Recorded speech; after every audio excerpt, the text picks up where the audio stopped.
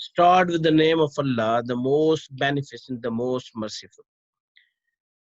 Dear students of class second year, Assalamu alaikum wa rahmatullahi wa barakatuh. Welcome you in Pakistan International School Taif's Virtual Learning System 2020. Dear students, hope you are doing well with your studies and you are working hard and you are doing great.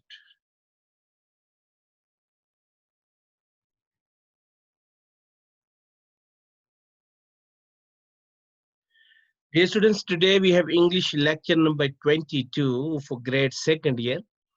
And here we have today unit 5. As you are well aware that we have already started the unit 5 in the previous week. So today we have reading selection 5.3 and the topic is the schoolboy. The schoolboy is the topic of reading selection 5.3 and unit 5 by William Black. Dear students, this is a poem, unit 5's reading selection 5.3, The Schoolboy. The writer is William Black.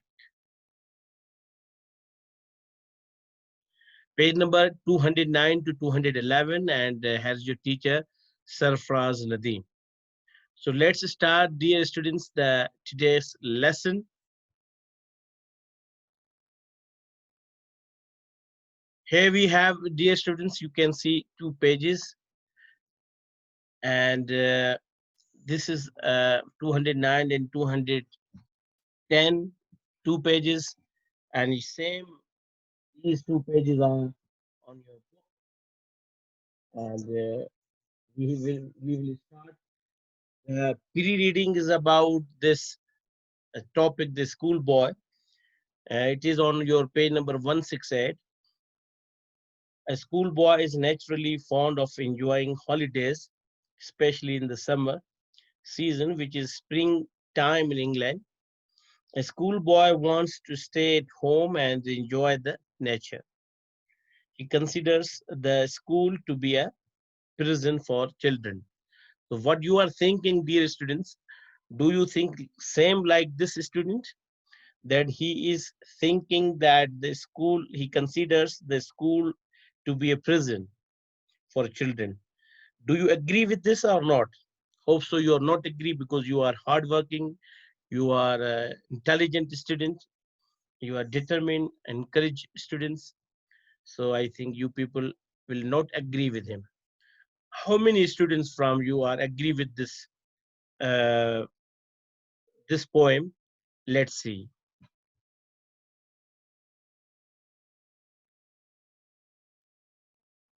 Here, dear students, we have the first stanza about the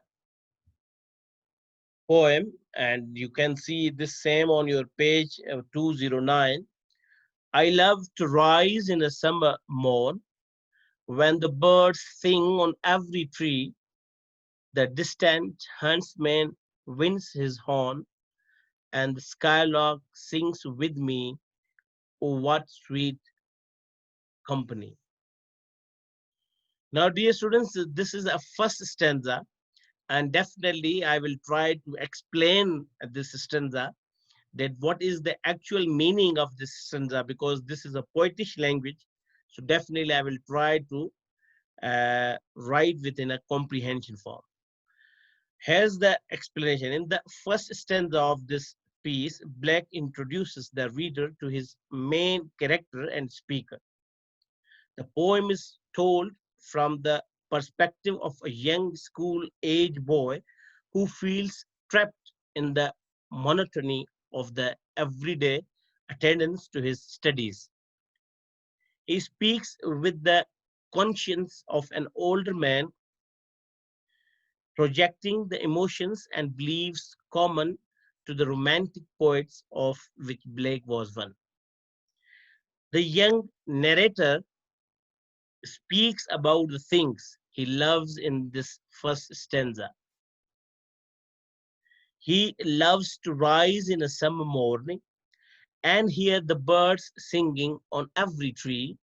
Further in the distance, he can hear the horn of the huntsman and the song of the skylark who seems to sing only for him. So these are the types of companies he desires. This is when he is happiest, a sentiment that many a romantic poet has expressed. So here in this, dear students, as I try to explain this first stanza of you, simply that in first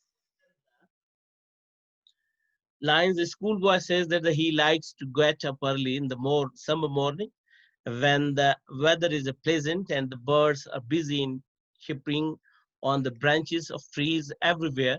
The sound of the hunter's horn that is heard from faraway places and the sweet songs of the skylark are indeed sweet and pleasant to the ear. In fact, they provide an enjoyable company.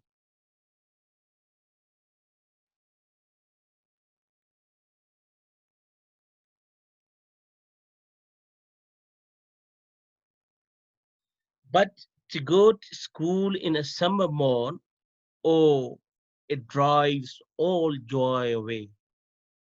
Under a cruel eye out one, the little ones spend the day in sing and dismay. Now, dear students, in this stanza, you can see the morn means the morning, and out one here the meaning is exhausted, weary means becomes, in other words, in trouble, and dismay means alarm, distressed. The second stanza presents the exact opposite things that drive all joy away. Look, drive all joy away here. Oh, it drives. What drives all joy away? To go to school in a summer morning. When he is forced to rise on a summer morning and go to school, unable to stay in his peaceful environment, he is unhappiest. He bemoans his classmates' fate that they are stuck inside in sin and dismay. Now, here, dear students, in the stanza number 2, is he's saying that in these lines, the schoolboy says that he is deprived of all the joys of a pleasant summer morning when he is compelled to go to school. In the school, he is to read and learn books under the cruel supervision of his teacher. And the children in the school feel tired. They pass the day in distress and heave sigh of grief.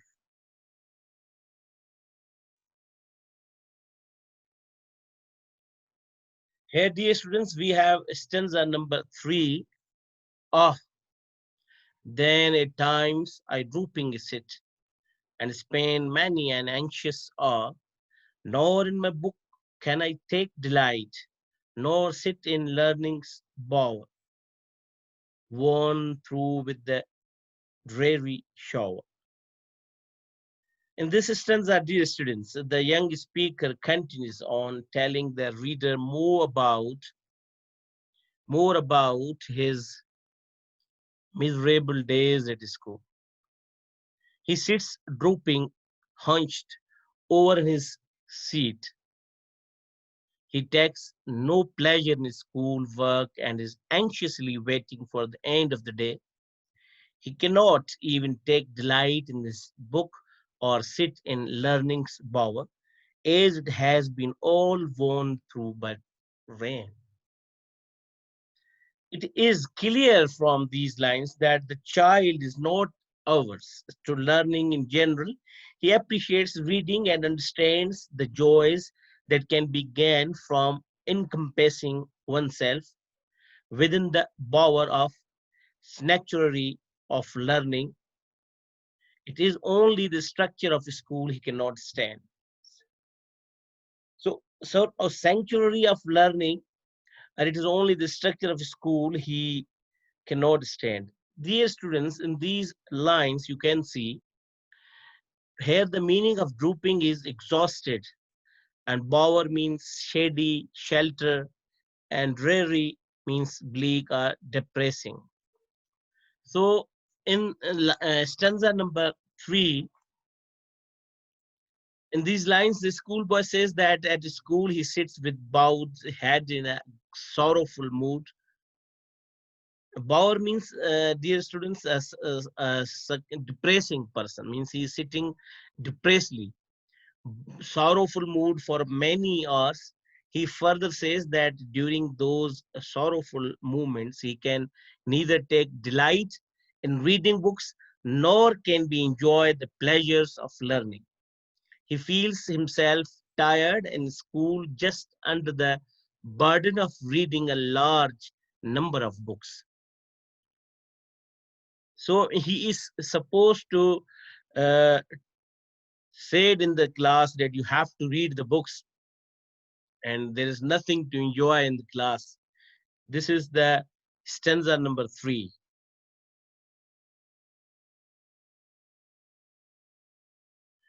Stanza number 4. How can the bird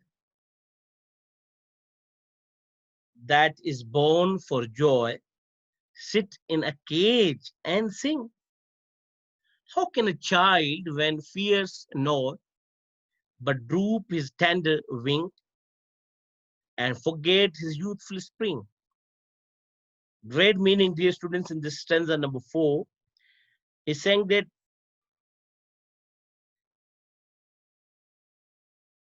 in the fourth stanza of the schoolboy, the speaker questions his reader, demanding an answer to a rhetorical question. Rhetorical question is he pleads with whoever is listening and asks how a bird that is born for joy, referring to himself or others that think like him, he asks to sit in a cage and sing. He knows that he was made to learn, read, and write, but he cannot do so in school, a place he considers equal to a cage. He now turns to beg on behalf of other children. He makes the case for all those trapped indoors. He professes to worry for their well being and the fact that while they are inside, their tender wings drooping, they are forgetting the spring of their youth. These children, just like he is, are missing out on the joys of being a child. Dear students, in this stanza, I have tried to tell you, explain more. In these lines, the schoolboy says that a bird can neither be happy nor can it sing joyful songs if it is imprisoned in a cage. Birds and children like are born for joy and happiness. Restriction destroys their happiness and makes them sorrowful. A child constantly troubled by fears is unable to move about with raised head.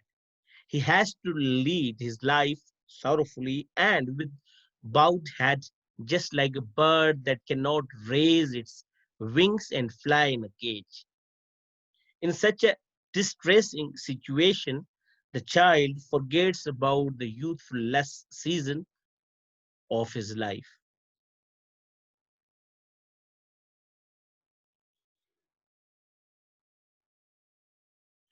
Dear students, now we have the stanza number 5.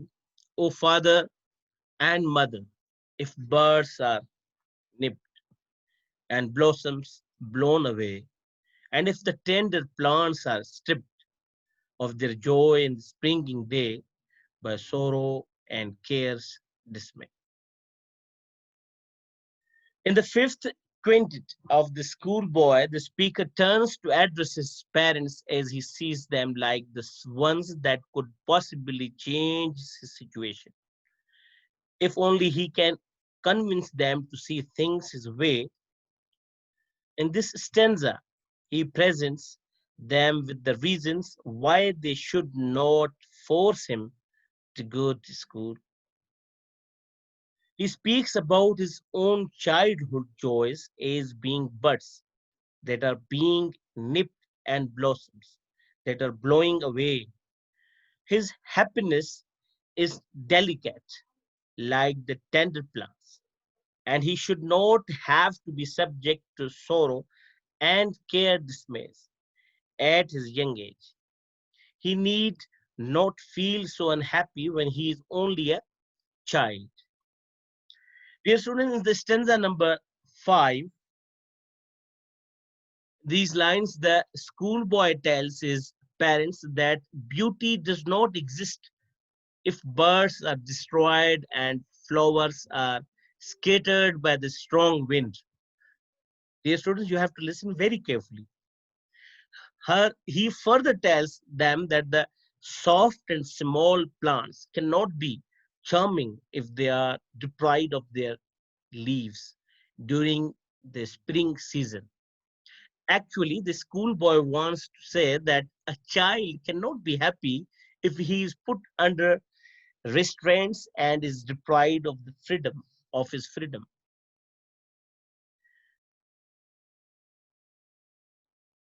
Now here we have the students, the last stanza on page number 210. You can see a picture of an old man and a boy who is very worried, and I think he is quite angry even, and might be he is a teacher, I think, and he is trying to teach the child, and he is saying to him to look at the board, but I think the boy is not agree to look at the board. Let's see what is in stanza, last stanza. How shall the summer arise in joy, or the summer fruits appear? Or how shall we gather what grief destroy, or bless the mellowing year, or bless the mellowing year when the blast of winter appear? If all of the things, dear students, if all of the things stated in the fifth stanza happen, if he is indeed stripped of his joy and given sorrow in return, then how can his parents expect the appearance of fruit in the summer? They should. He states worry that due to their choices, he will never be the same. He will be unable to stand the blasts of winter when they appear. While this poem did appear in Songs of Experience, this child has yet to reach an age in which he will truly feel sorrow or despair. His youthful melodramatic appeal will fall in deaf ears. Now, in the last stanza, dear students, and simply in these lines, the schoolboy says that winter, which is a symbol of death, brings sorrows with it. The summer season when it comes, laments when it comes to know that winter season is on its way. With the approach of the season, fruit begin to disappear. The loss brought about by winter is winter is important. It is a useless desire to get happiness from the time which no longer exists. But this, the poet wants to say that a child should be allowed to enjoy his life.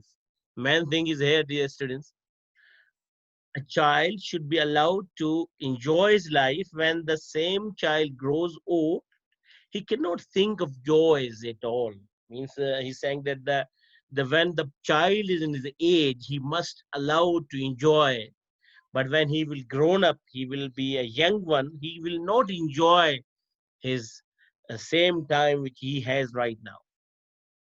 So this is about the students whole about the poem. The six stanzas are in the book, and I have explained here and verbally as well to make you understand about the poem. And I hope that you understood the poem very well. Even if you have any question, any query, any problem, you can ask on Zoom question session, dear students. I am available over there and we'll wait for you to ask something if you have any query and problem. Dear students, here we have understanding the poem on page number 211. You can see on your page. This poem is structured as follows. In the first stanza, the speaker, who is the speaker by the way, tells us what he loves to do in the summer morning. Remember, summer in England is the most pleasant season of the year, like the months of March and April in Pakistan. In the second stanza, the speaker says that going to school spoils all the joy since they have to spend their day under a cruel eye, whose cruel eye. In the third stanza, the speaker laments that later he has to spend many anxious hours in doing what? In the fourth stanza, the speaker considers himself a caged bird, not allowed to sing and enjoy freedom, and deprived of enjoying his youthful spring. The fifth stanza is an appeal to parents, and the speaker asks a series of rhetorical questions continued through to the end. In short, the poem moves through three stages. Number one, what the speaker enjoys to do in the morning in summer. And number two, what he is forced or obliged to do. And number three, his appeal to parents that he should be allowed to enjoy his youth. You are not supposed to put a boy or student in a cage like class or school, but he is supposed to be allowed to enjoy that. Must enjoy his days. So, dear students, this is a page 211, and I hope so you enjoy this poem. This is all about your hearts, what you want actually. I think, not all, few might be. So, this is a poem. Now we have, dear students, about the poet William Blake. William Blake, 1757 to 1827, a great visionary poet of the British Romantic era, had chosen to be an engraver, and he held to that choice until he died. He served for several years as an apprentice with booksellers. He ran a point shop. In fact, Blake, the poet, lived as an engraver. He is acclaimed as a great visionary. So, dear students, this was about the introduction of the poet, and it was all about the poem. And I think you enjoyed this one, and you understood the things. Even as I told you that if you have any query, any problem, you can ask on Zoom question session. I will be available over there. This is all about today's lecture, and inshallah, question, answers, and notes.